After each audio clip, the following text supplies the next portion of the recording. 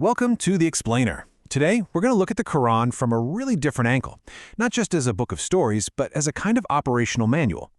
We're diving deep into one specific protocol from the source material, a 5-step framework for completely dismantling false authority. So the source material we're digging into today floats this really compelling idea. What if the Quran isn't just something you're supposed to read, but something you're supposed to do? It suggests the text is packed with these lawful, repeatable protocols for dealing with reality, like the one we're about to unpack for taking down falsehood. Okay, so to really get this protocol, we first have to know what we're up against. We need to define the enemy. And the source gives it a single, really powerful name, Taghut. Now, Taghut isn't some monster or a demon. The source defines it as a system, any authority that looks big and powerful on the outside, but is actually super unstable because it isn't constant. Think about it. Like the sun or the moon, it rises, it shines for a bit, but eventually it has to set, it has to fall. So how do you handle a system like that? You might think you need to fight it head-on, with force, right? Well, according to the source, that's exactly the wrong move. That just creates more conflict. The Quranic method, it's way smarter. You don't attack it, you dissolve it with questions. You use logic to trap it and expose its weakness until it just collapses on its own. And this isn't just about asking random questions. Oh no. The source lays out a very precise 5-verse sequence that it calls the game of books, or as we're calling it, the anti-Taghut protocol. And as you can see, each step is like a link in a chain. It's a lawful sequence. When you follow it correctly, this protocol just systematically dismantles any false authority, one logical step after another. So, it all starts here. The entire protocol gets powered on by this one single instruction. This is the activator, the command that sets the whole thing in motion. But what does take the book with strength actually mean? Well, the source argues it's about setting up a book-first mindset. You establish this unshakable, constant point of truth, and then everything else, dogma, social pressure, you name it, gets measured against it. Okay, so once you're holding that constant, the next step is a massive course correction.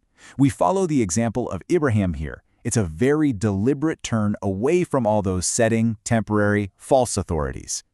And this is absolutely crucial. This is not just a statement of faith. The source defines it as a conscious action.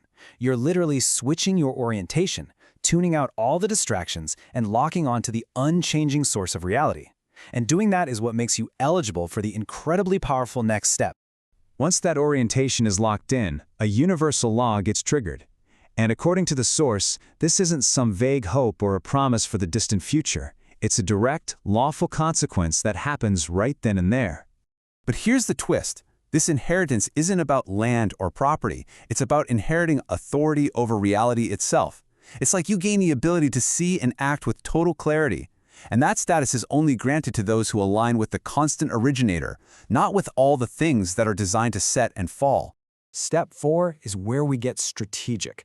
This verse, it describes Ibrahim's absolutely brilliant act of logical entrapment, and that serves as our blueprint. I mean, this is just genius. You don't destroy the core falsehood. Instead, you remove all of its support systems and you force it to justify itself. And when it can't, its silence becomes a witness. The system of falsehood is forced to testify against itself. So what happens when a system of lies is exposed? It lashes out. And that brings us to the final step, the inevitable reaction from the collapsing system of Taghut. It responds with the only tool it has left: fire, coercion, punishment, fear. But here, the protocol completely flips the script. It's not just about surviving the fire, it's about neutralizing its very power to be a threat. And the source's interpretation of this famous event is, well, it's fascinating. So let's really dive into the climax of this protocol, because the source makes a very, very bold claim about what's actually happening in this moment. We all know the story, right? Ibrahim is thrown into the fire, and the fire becomes cool for him. But the source presents a really radical reinterpretation of what's going on at this critical moment. Here it is. The source makes this bold claim. This event is not a one-time miracle where the laws of nature were suspended. Instead, it's the outcome of something far more systematic. And here's the crucial point. It's a legal consequence. Once the anti-Taghut protocol is complete, once authority is exposed as false and your orientation is corrected, the fire of coercion literally loses its legal right to burn you. Its jurisdiction is revoked. It has no other option but to become cool. So after running this 5-step protocol correctly, after neutralizing the threat, what's the ultimate result? What's the endgame? Well, the source insists that this entire process is not a matter of subjective faith. It's not a poetic metaphor. It's a repeatable, lawful mechanism that's embedded within the very fabric of reality itself. And this just illustrates the whole circuit perfectly.